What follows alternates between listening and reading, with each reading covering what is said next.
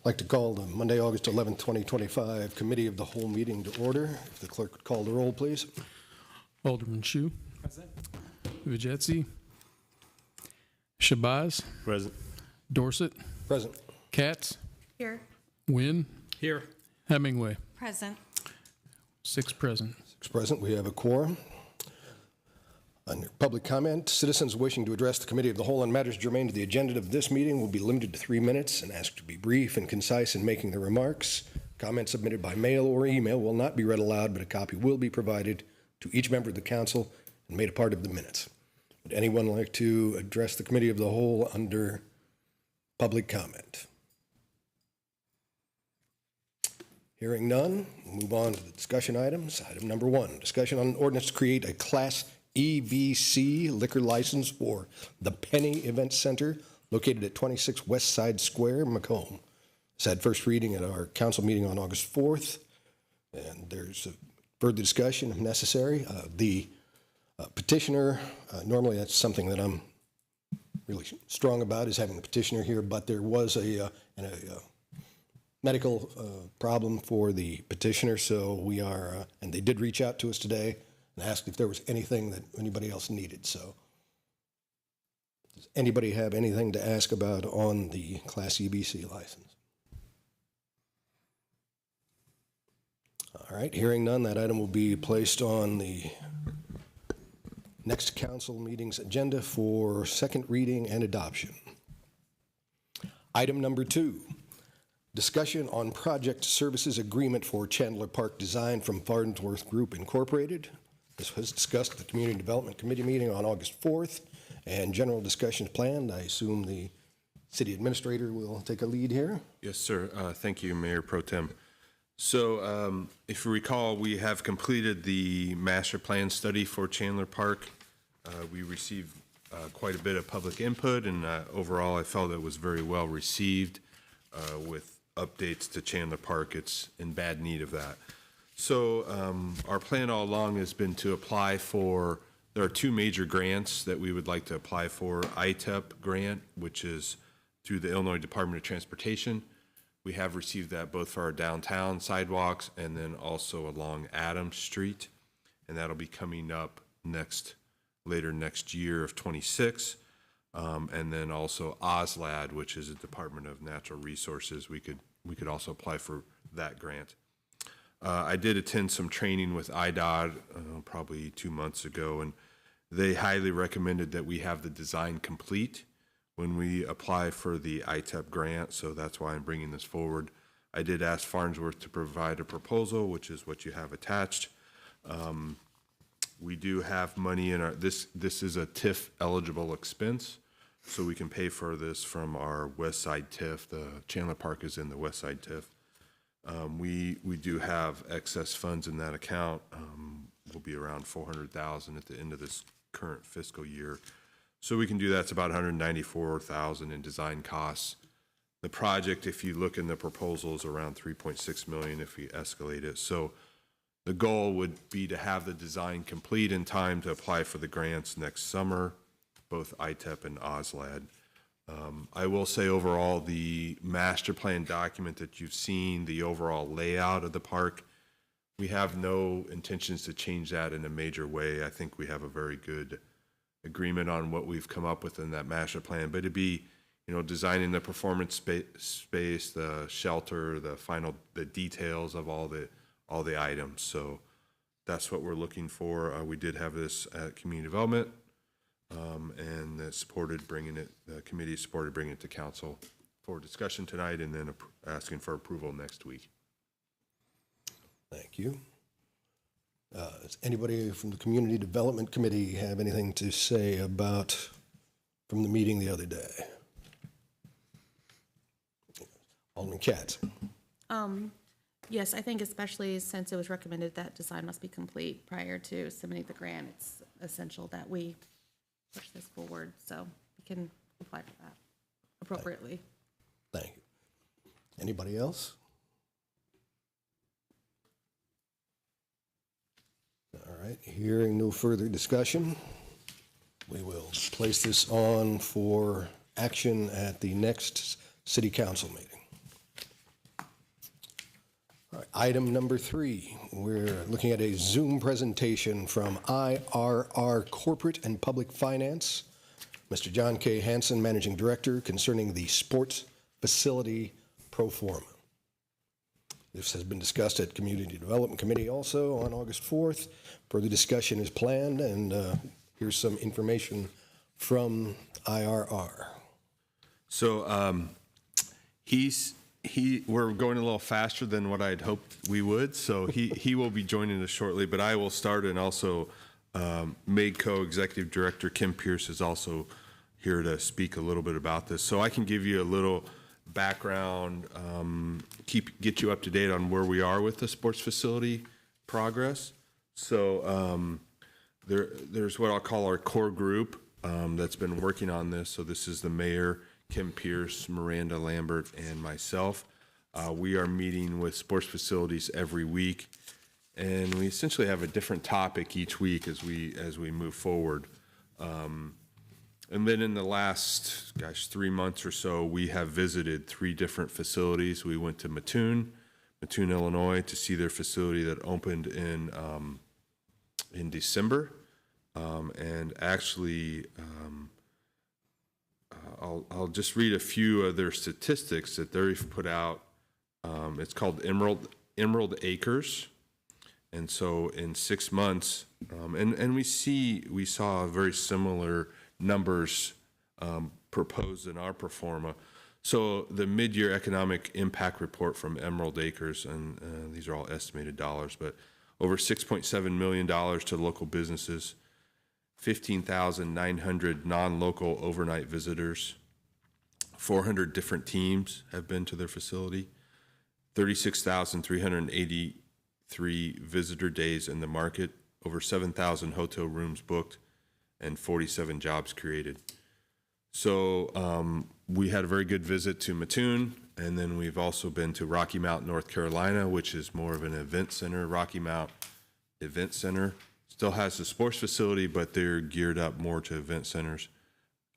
We've been very impressed with all 3 facilities we've been to, and also the general managers of each.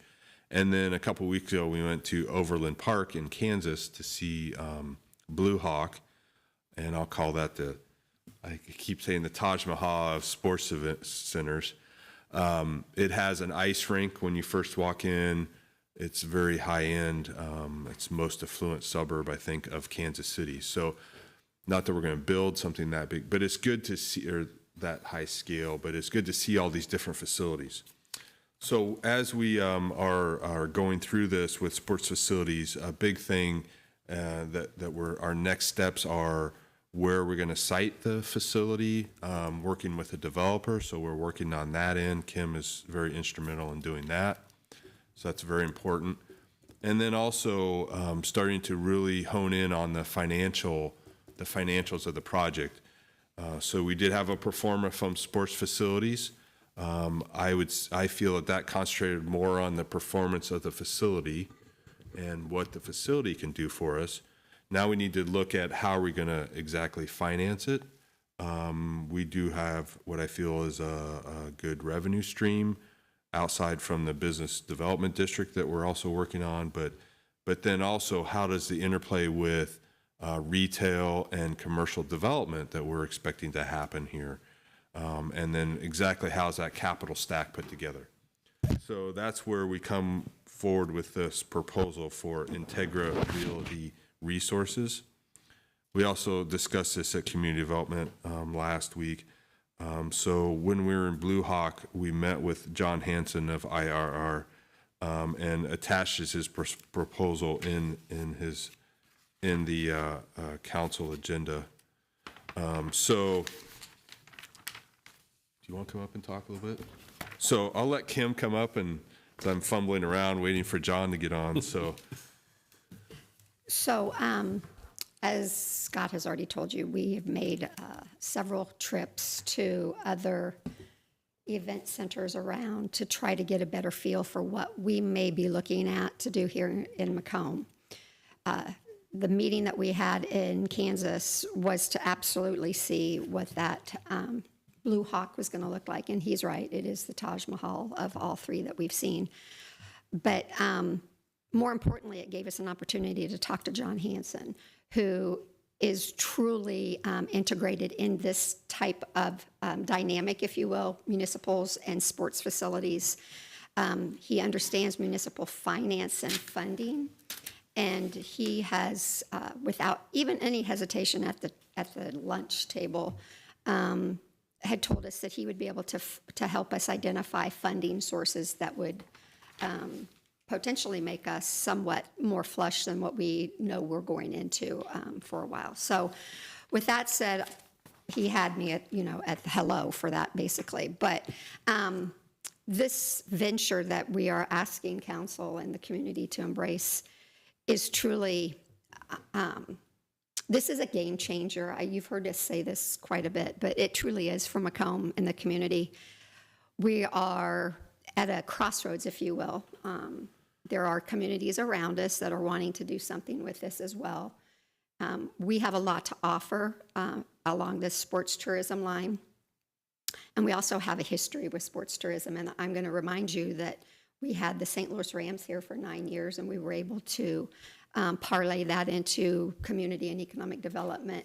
That was phenomenal, especially around the marketing side of that, because if I've said it once, I've said it 1,000 times ad nauseum, but I could not go to any event across the U.S., and I mean U.S., that I wasn't able to talk about Macomb, Illinois very easily because they already knew about it because of the St. Louis Rams training camp that was at Western Illinois University in Macomb, Illinois. So we have a history of that. We were very successful in that venture, and this venture I liken to be that. It's just a little more uber big. We have been in the game for a year and a half. The mayor and I met up with these guys back in Vegas, almost a year and a half ago. It feels like we're really expediting this, but we're not. I mean, we've done our homework. We're doing our due diligence.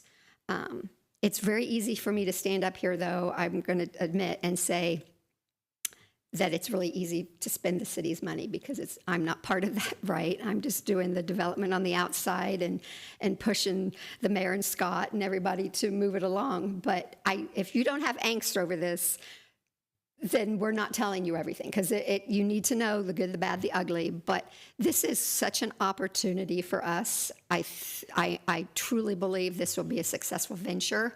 We've had 10 locations that were identified. We've got it really kind of drilled down to a couple. We're working through a developer right now, which plays an integral role with this whole thing. We do have a leg up on some of the steps that we're at already that probably can't publicly talk about yet, but we'll definitely be in the loop when it's able to be shared. But you tell me, I mean, you asked me what reservations might you have now and what concerns you. Obviously, I would not be surprised if it's financial, but with that said, do any of you have anything? Well, I guess I can talk through the proposal a little bit. Oh, looks like John's just. Is he on? Yep.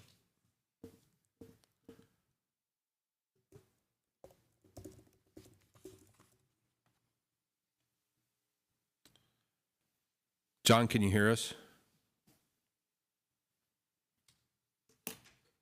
Oops. It's like he's muted.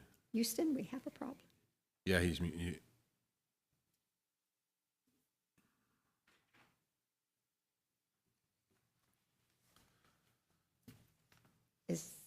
John, are you there? God, I feel like I'm in COVID again. There you go. Here he comes. Yeah, he's just muted.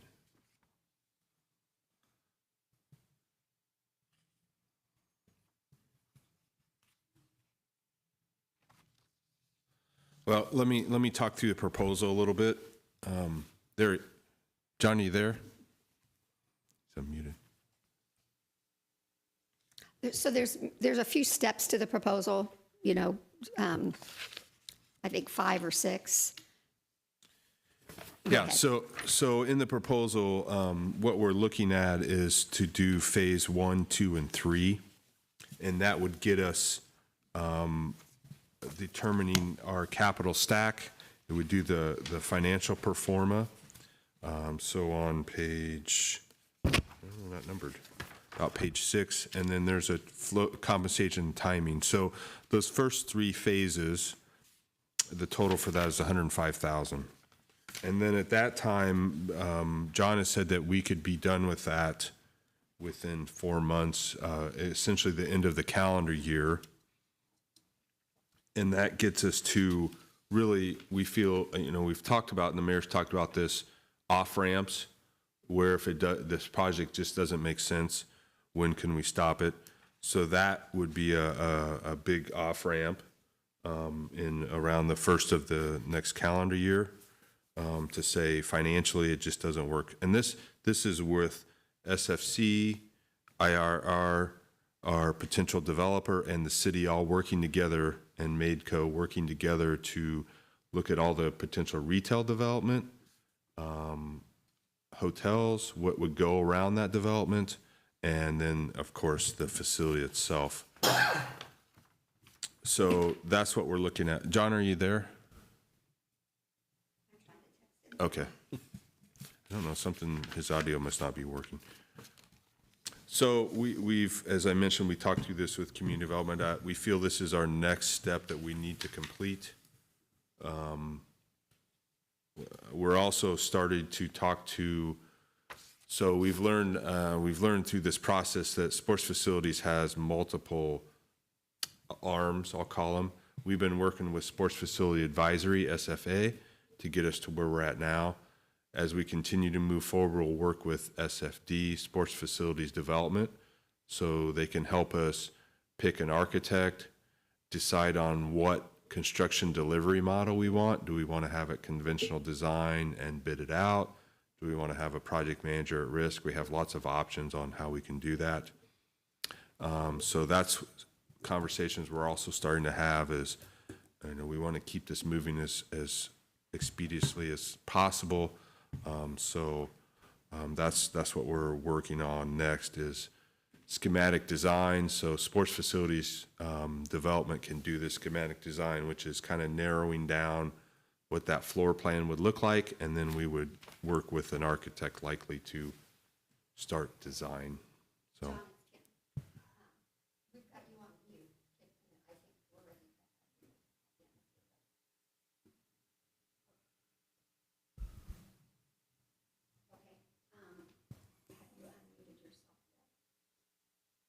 He did.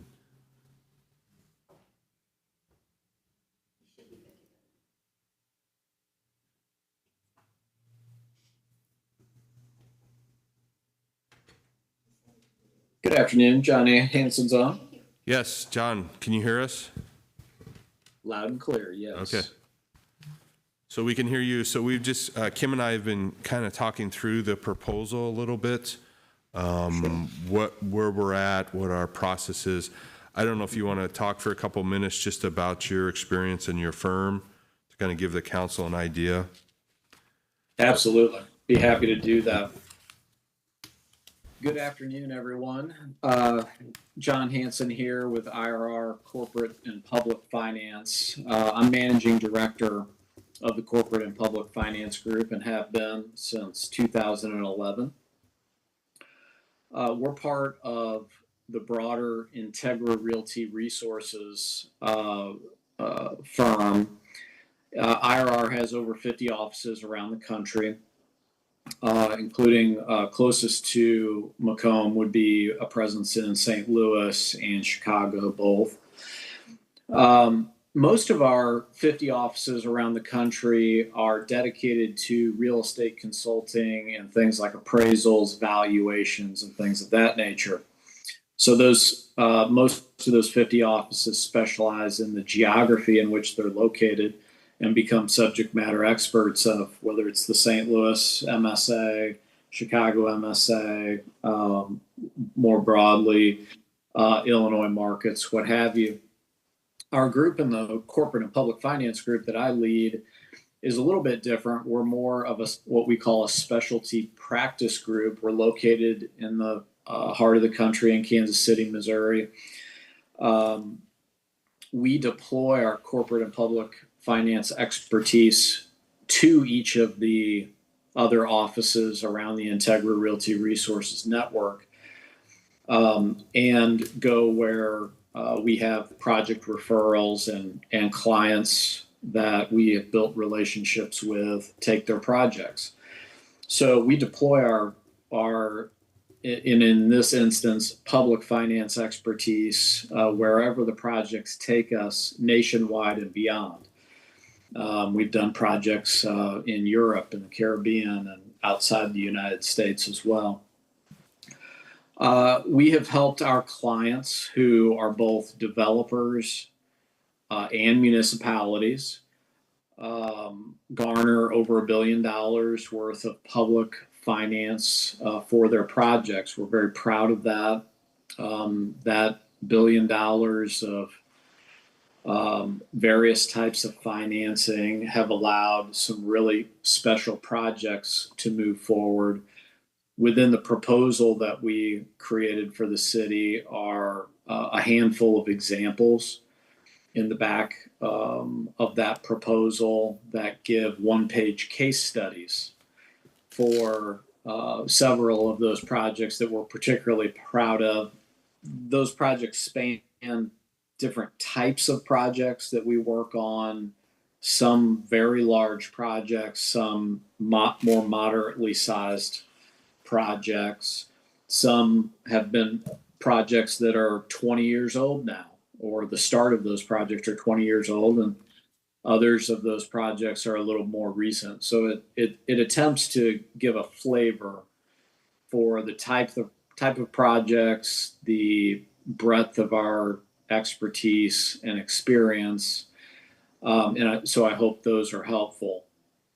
Our firm is populated by finance professionals who deeply understand both real estate finance, what I'll call traditional real estate finance, but also how public finance incentives can be utilized to make special projects happen, and special projects that could not otherwise move forward if it were not for those public finance incentives.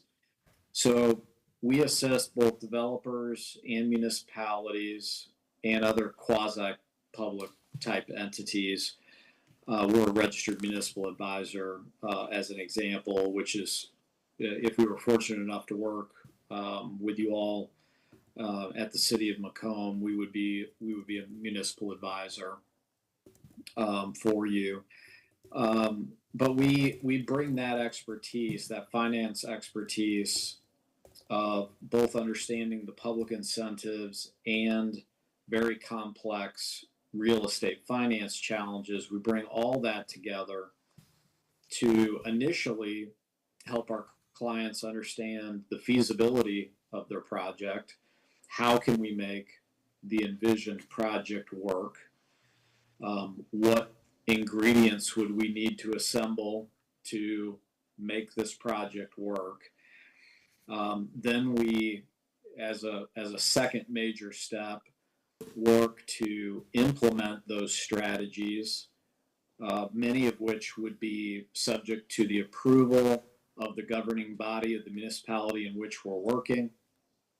And then upon successful implementation of those approvals, we would then move to a financing stage where we actually assist, whether it's bond proceeds or bank loan proceeds or whatever the case may be, bringing the strategies ultimately to fruition to bring dollars to help build projects.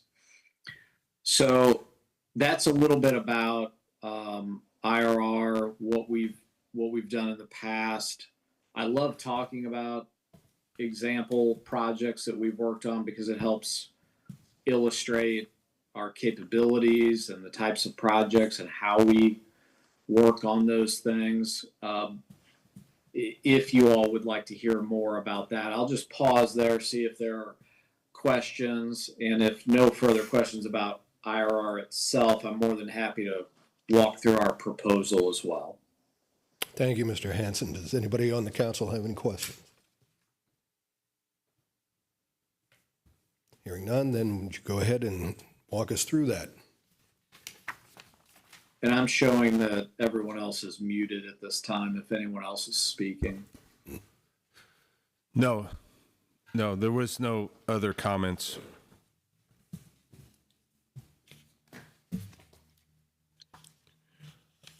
Are we muted, Mike? Can you hear us, John?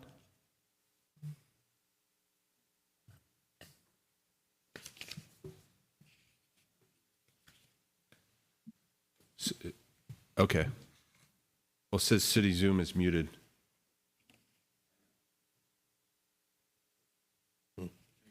Now you're not muted. John, can you hear us now?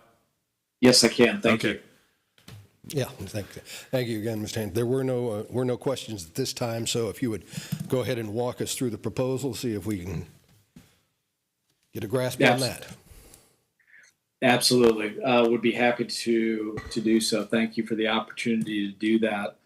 On page 4 of our proposal, we begin with a scope of services to help break down the major steps that we often see and would envision walking through.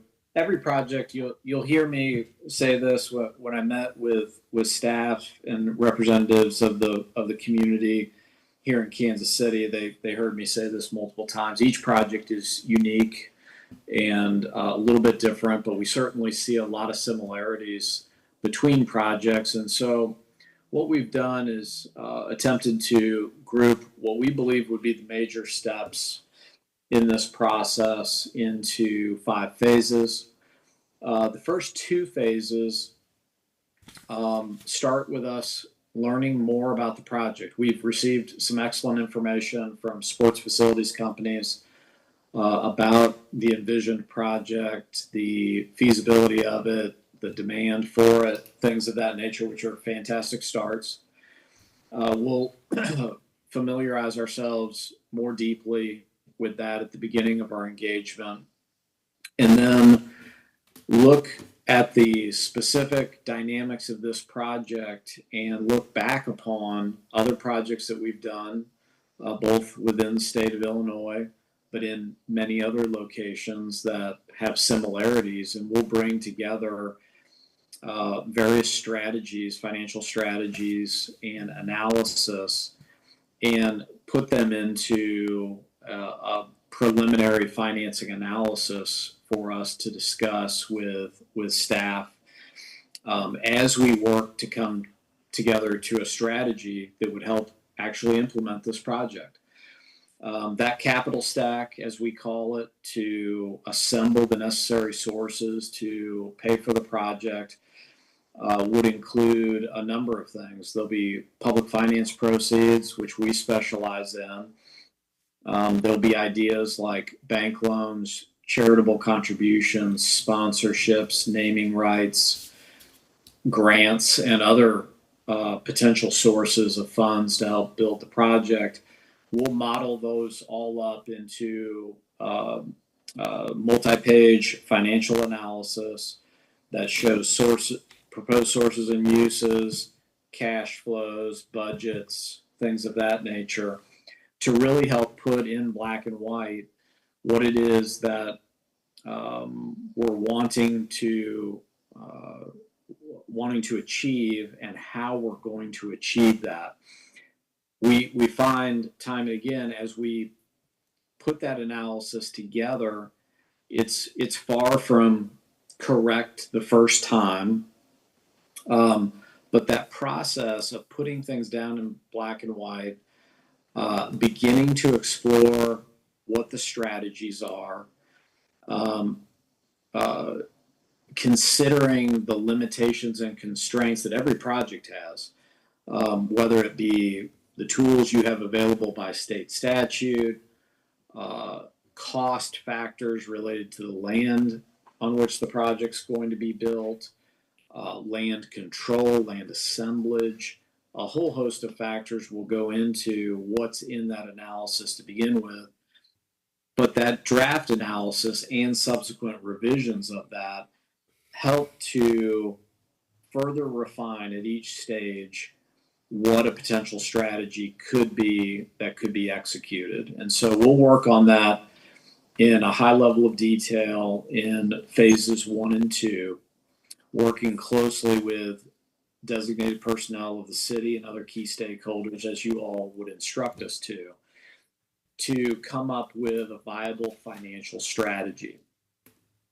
We then, in phase 3, would create economic benefit analysis, prepare for public meetings where the governing body and key stakeholders are involved, and we can be describing the project and the proposed financial strategy, cost benefit analysis for each of the relevant taxing jurisdictions so they can understand what are we being asked to provide to the project in terms of incremental revenues to the project. What do we get out of it ultimately? What is the benefit to us if this project is successful over a long time period? How does that benefit each of the taxing jurisdictions so that each of the parties involved can make educated decisions about whether they would like to support and proceed ultimately with the project. Once we have a strategy that has been approved in concept by the city and any other stakeholders and taxing jurisdictions, et cetera, we'll move into phase 4, where we are doing what we refer to as the entitlement process, and we're referring specifically to the public incentive entitlement process, whether that be sales tax rebates, business districts, tax increment finance districts, other special districts that we may come upon as we develop the strategy. We'll actually work to start implementing those and getting them formally approved. We'll also assist, while we're not attorneys, we are financial professionals. We will work very closely with the city's designated attorneys to paper the deal properly in an overall development agreement so that we understand exactly how the project's going to come together and how the financing of the project is going to come together. We will come to Macomb for certain meetings, for public hearings, to help support that approval process and to formalize those processes so that we put in place all the necessary approvals and items necessary to execute the financial strategy. And then turning the page onto page 5, the part, I like the very early parts of the project where we're coming up with the strategy, and I also love the execution stage in phase 5 where we are actually assembling a public finance team to go either issue bonds or to obtain bank loans or perhaps both.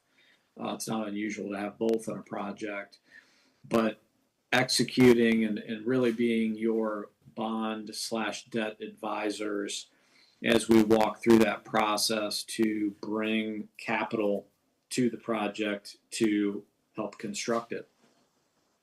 So those are the 5 phases or scope of the project. I'll again pause there to see if there are any questions on the scope. If not, I'd be happy to run through a summary of the compensation that would be required for us to execute that scope of work.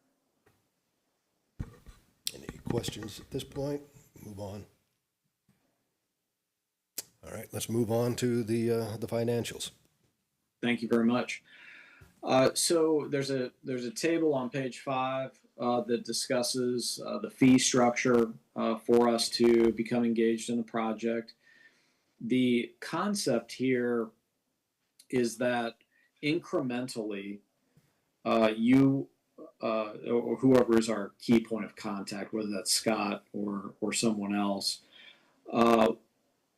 who would tell us we would begin the project with a $25,000 initial retainer. And then upon delivery of financial pro forma and analysis that is completed, there would be a $50,000 payment due at that time.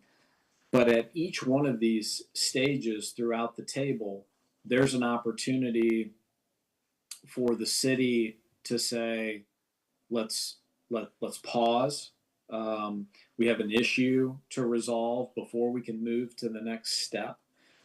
This allows us together to make incremental project through the 5 phases of the scope of work based on the timing that's described in the table. And if we're ever at a point where it doesn't make sense to move on to the next step, we stop, we have a discussion, we determine how to solve the problems that we're facing at that stage. And only if you all are satisfied that we're making sufficient progress and we're headed in the right direction, do you then authorize us to move to the next step and potentially earn the next fee if we are successful in completing that step. So that is the intent of the fee structure, is to begin with the initial phases. And as things are looking good and we are together look to be tracking toward a successful project, which I can just tell you for the team that I lead and from my own personal perspective, we want to work on projects that are going to get to a groundbreaking and a successful grand opening. We don't work on a lot of projects that we don't ultimately get to that point. That is not a guarantee of success. Every project is different, and sometimes challenges pop up that in certain cases cannot be overcome. But we know enough in meeting with representatives of the city, talking with sports facilities companies, understanding the market a bit myself. It's been some time, but as a child, my family lived in the St. Louis area, and my grandparents and where my parents grew up were the Quad Cities, and so we traveled Highway 67 between St. Louis and the Quad Cities quite often. And I remember Macomb being one of our stops, one of our regular stops at roughly a midpoint between the two. But I want to see this project be successful for your community. It means a lot to us personally to be engaged and entrusted to work on a project. We want to see it ultimately be successful. And if things are not looking good, we will let you know as early as we know that things are not looking good, and we will, make hard decisions at that point. Can we solve those problems and move on with a good probability of success, or do we have barriers that we feel like at this time cannot be solved?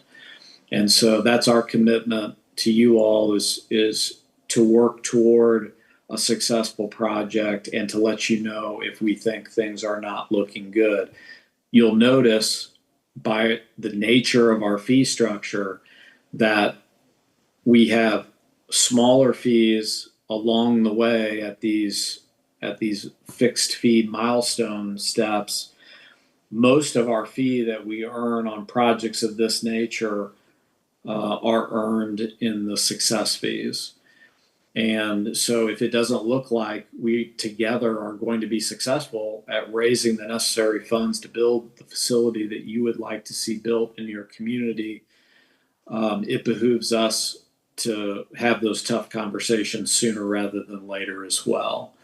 The fixed fees are helpful to us to pay our staff, compensate a portion of our time in the project, but ultimately we as a company want to be working on projects where we believe we're going to be successful in getting that facility fully funded, earning our success fee, and seeing our clients, our communities and developers that we work with be successful and get their facilities built and get them being used and operated for all the good things that we all know that this type of facility can do for the community and do for the users of the facility as well. But back to the actual fee structure. So I think we went through the first step, initial retainer, second step, preliminary pro forma and financial analysis. Then we get to a more refined summary proposal that's really ready. It can be a memorandum of understanding, it could be a term sheet, but it will be accompanied by what we believe is an executable financial analysis for your project. And that's that third step, that $30,000 due upon completion. It would be something we would hand to you all and present to you and explain and answer questions, but it would be an executable strategy that you could consider and provide feedback to us to refine and change if necessary. If it's looking good, we would then move to that phase 4 financing process where we receive a $30,000 fee for commencing the financing process. We don't know precisely what that is. It's likely to include things like TIF, Business Improvement District, other ideas, strategies, and concepts, but we don't yet know what we're recommending until we get to that stage. And then as we document that financing process, there is a quarterly fee of $35,000 due in arrears each quarter that we're working on that.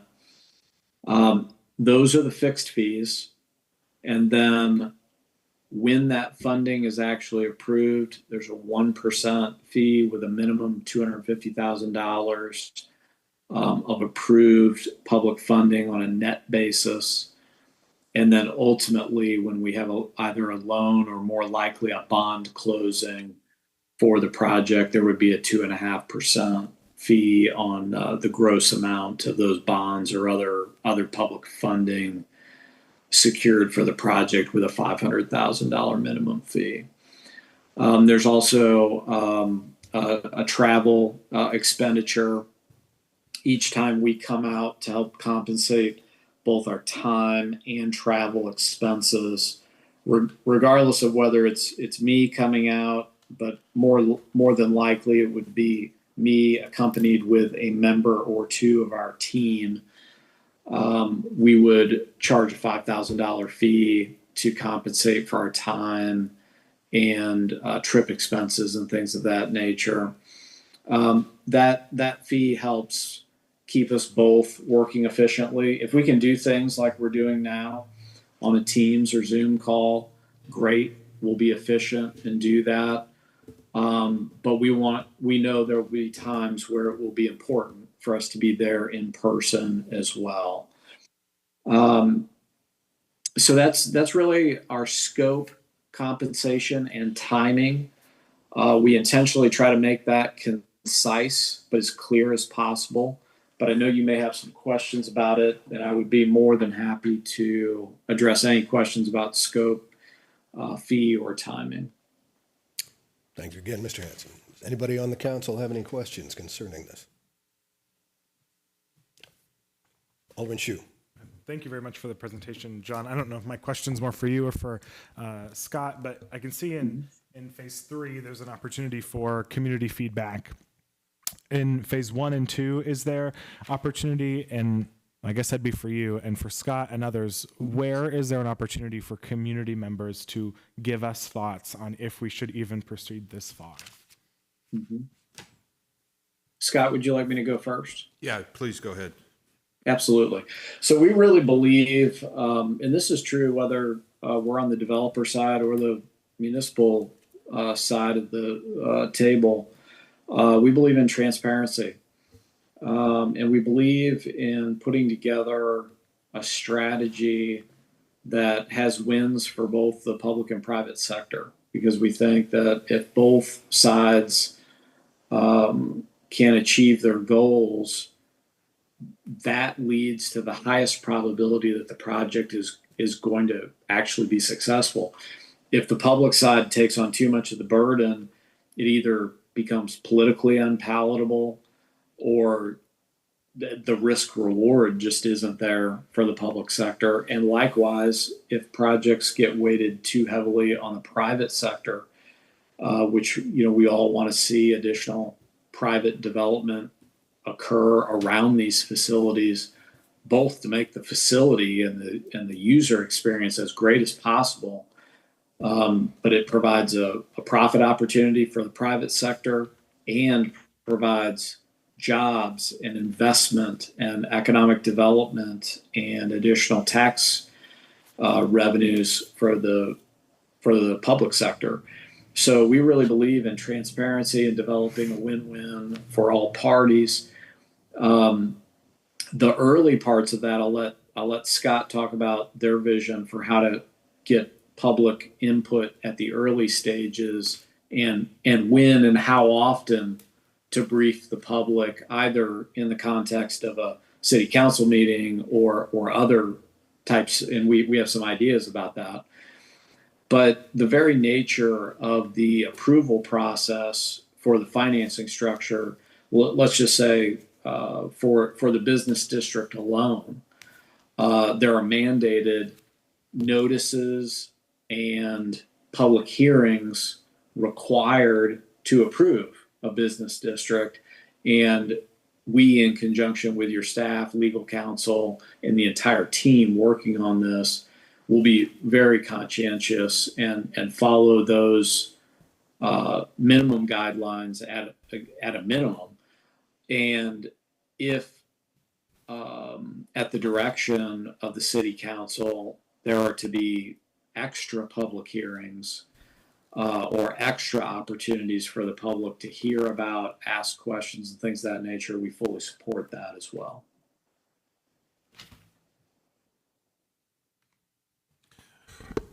Thank you, John. So I would say we have several opportunities to continue to put this to the public. I think we've been pretty open at council meetings to do this. I know our attendance isn't the greatest at times, but we've had probably 5 or 6 meetings of our larger partners group.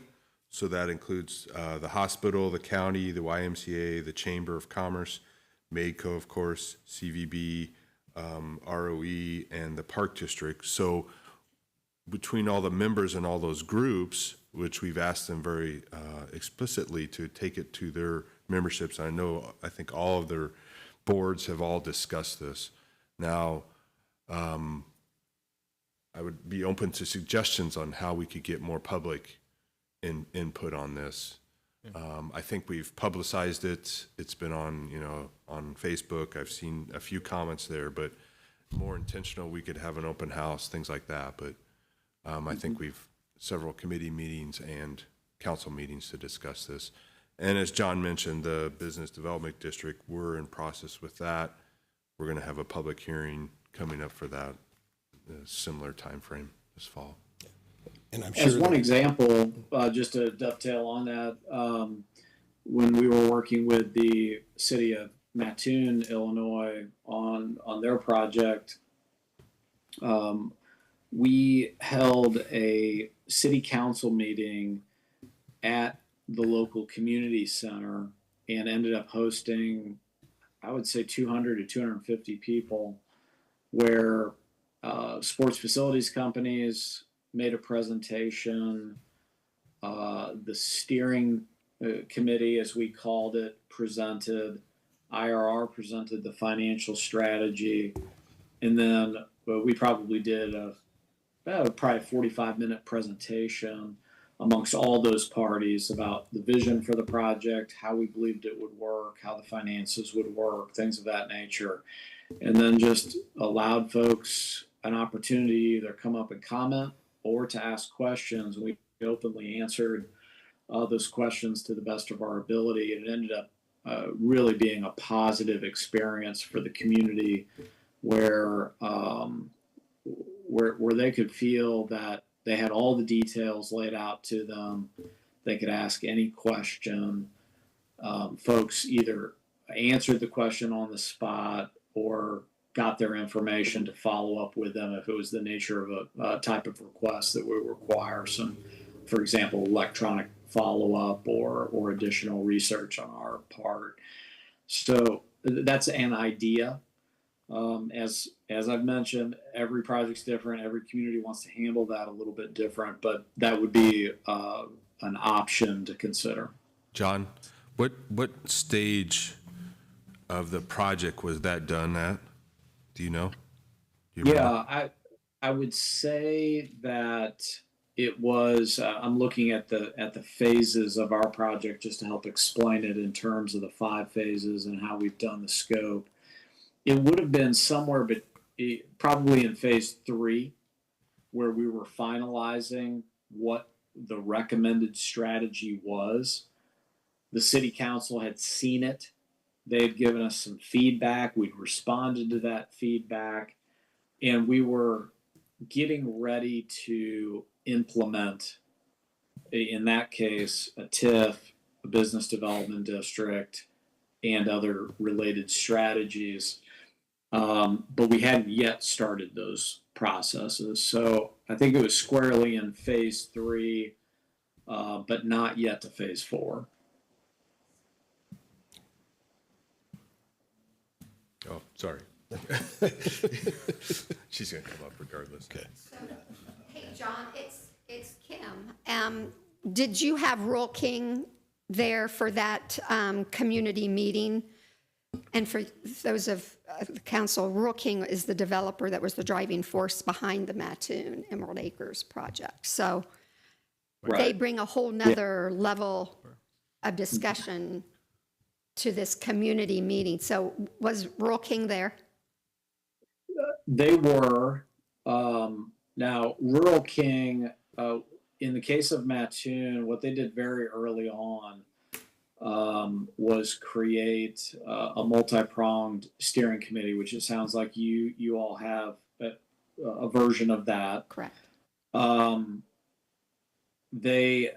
leader of that group was also an employee of Rural King, but that group was composed of, my recollection was 15 to 20 people that represented taxing jurisdictions, education, hospital groups, other business groups, things of that, a very diverse group of representatives in that. But leading up that was the head of real estate for Rural King and a local resident of Mattoon as well. So they were definitely there. But I would say more in their capacity as members of the steering committee and less as, hey, we're Rural King here as the company. It was really wearing their hat as members and leaders of the steering committee, but not controlling members of the steering committee, if that makes sense. Sure. Yes, it does. My only reason for asking that was because our developer is still unnamed, and we're purposely doing that until we can negotiate an agreement, if you will. Yes. Definitely, probably a 3-prong agreement at that. But I think they play an integral part of any community outreach and discussion, because that's where you'll see that development that comes alongside with it, and that they can attest to what they see that would be potentially recruited and built, right? So Yes. we do also have a meeting scheduled, hopefully for next month, correct, Scott? That's going to be with sports facilities, probably the developer, most definitely, and then depending on what this goes with your group, I think we were talking about having that sometime mid to late September. Yes. So that might be a time frame to open it up for the community. I don't know. The mayor, unfortunately, is traveling, so he will have obviously a major say in how this is all going to lay out. But I totally agree with that. We do need that community input, but I'm also very comfortable knowing that of our steering committee that we initialized very early on with the Chamber of Commerce and the YMCA and the hospital and economic community development, we have the ear of a lot of individuals, probably close to 75 people just with that, if they're all talking, which I know they are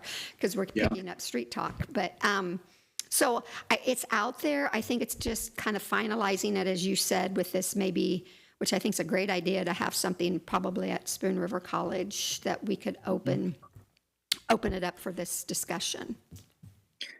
Yeah, I like everything that you're describing there. I love the diversity of the group within the steering committee, and it could be that the briefing that you're describing to happen next month is a little more preliminary. In fact, it would really be in line with our first phase, and would be more about, hey, here's what we hope to accomplish. Here's the vision. Here's what we think it means for our community.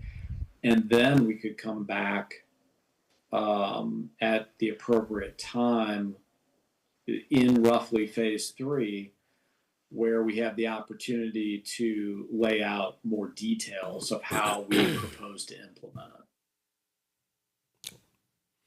And I would add that I think that we've been getting some good responses from our friends and partners in the media as they've gotten information out over the course of the very beginning of this project. And it certainly, part of it is going to fall on us to reach out, because this is, I mean, I've been at this a while now, and it's going to be the single largest project that I recall in my time here. Yes, Alderman Shue.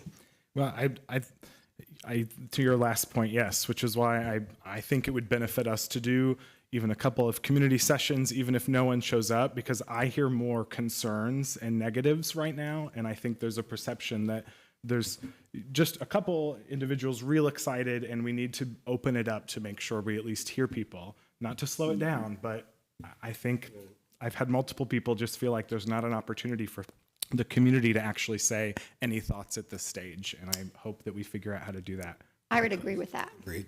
Absolutely.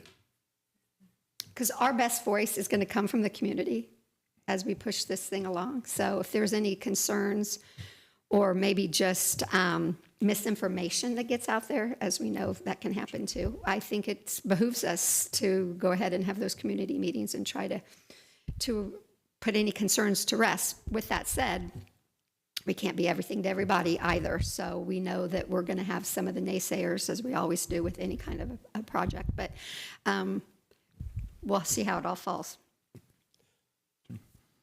With those, then I'll be done. I think encouraging, or maybe if we find some other individuals who haven't been as public or a part of the steering committee, to at least facilitate those so people can feel heard and not, the goal should be just to hear, not to justify. And that's what I think we need to get to. I agree with you, Jason. Yes, I think that's a great idea. Anyone else on the council? Most of what I've heard has been kind of division by age. I've noticed people over kind of a certain stage are against it, but the younger people, like with families or, teenagers or younger people, I say they're all for it. And so I think that's why, to your point, I've gotten those same phone calls, and why I think it needs to be publicly discussed. Sure. So that you can either put something to rest or, just offer explanation. And I think you really brought it home when you said you're just not going to be all things to all people. And if you get, the majority of people saying they're for it, clearly, that's where we go. But I think the hearing people is what's really, really important. Well, this will give us an opportunity as well to clarify that this is an indoor facility only. So I have had people think we're going to do the outdoor fields with that, and this is not. This is for basketball, 8 basketball courts, 16 volleyball, with that event seating. I think right now the Performa has it at 4,000 retractable seats, stadium seating. So it's for programmed sports and events.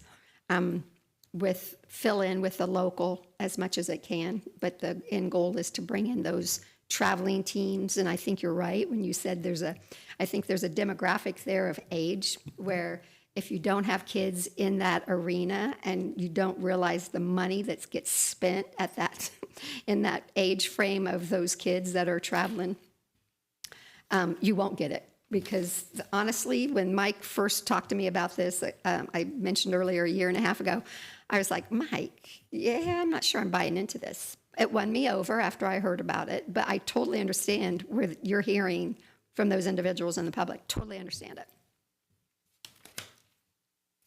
There, anybody else? Alderman Hemingway? Scott, more background because I'm the newbie. And while I was at a couple of meetings when this was being talked about, some of this predates me. Sports facilities companies.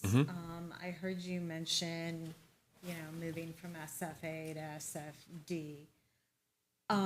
What is their scope with working with us? When do they leave us? When do we look at other bids that I realize they can be bid, but Sure. where are we now? Sure. So we have an agreement with Sports Facilities Advisory that we're paying them monthly to consult with us. Essentially, we're meeting with them every week, our core group. And that's what I'm still even learning through our process with them is this interaction of changing from the advisory to the development. It is professional services, so we have, I'll say, selected them. We didn't really go to a competitive process for that.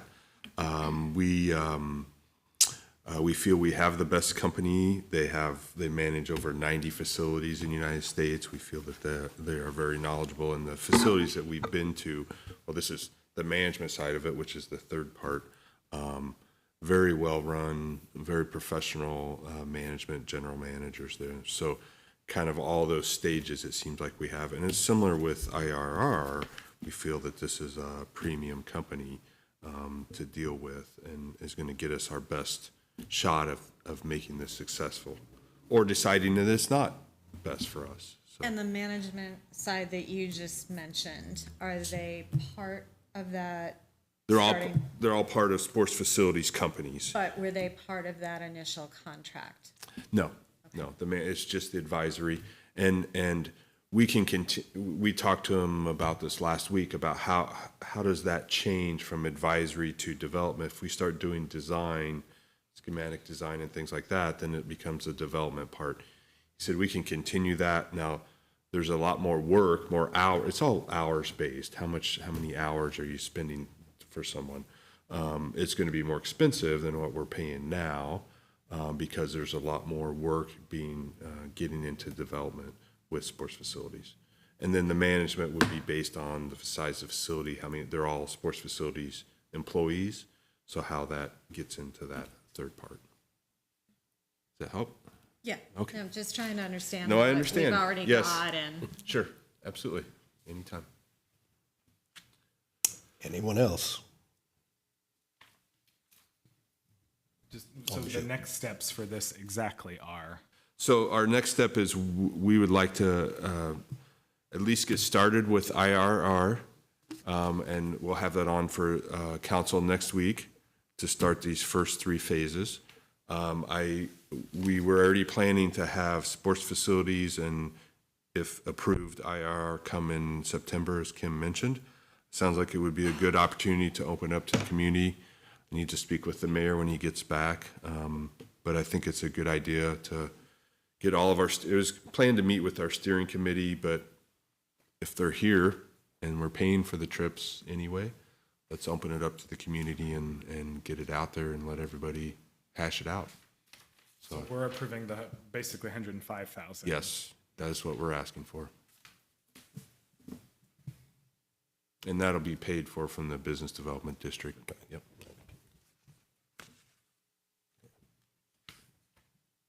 Anyone else? All right. Looks like that we've made it through that. Mr. Hanson, thank you for your time this evening. We appreciate your input. Thank you very much. I really appreciate the opportunity. I love talking about these types of projects. We love working on these types of projects. First and foremost, I hope that the city is successful in your endeavor. We'd love to be a part of that success, but ultimately, we wish you well and we are here. Please let us know how we can be of assistance. We've laid out what we think we can do, and we would love being a part of a successful project here in the city of Macomb. And we stand ready to answer any additional questions or provide a consulting services agreement as you all instruct. All right, thank you very much, sir. Good evening. Thank you all. Have a great evening. And as we mentioned, this was discussed at the Community Development Committee on August 4th, and it was recommended to bring that forward, which it will be on the council agenda for next week, I believe, correct? All right. One last thing, the public is invited to a promotion ceremony tomorrow, August 12th at 11 a.m. at City Hall Community Room. Officer Renata Sterlich will be promoted to the rank of sergeant, and Sergeant Troy Schautel will be promoted to the rank of lieutenant and appointed as operations commander. So if anyone would like to be a part of that tomorrow at 11 here in the downstairs community room. There is no need for an executive session this evening, so I would entertain a motion to adjourn. So moved. Madam, got a motion and a second. Further discussion? All those in favor signify by saying aye. Aye. Opposed, same sign. Meeting is adjourned.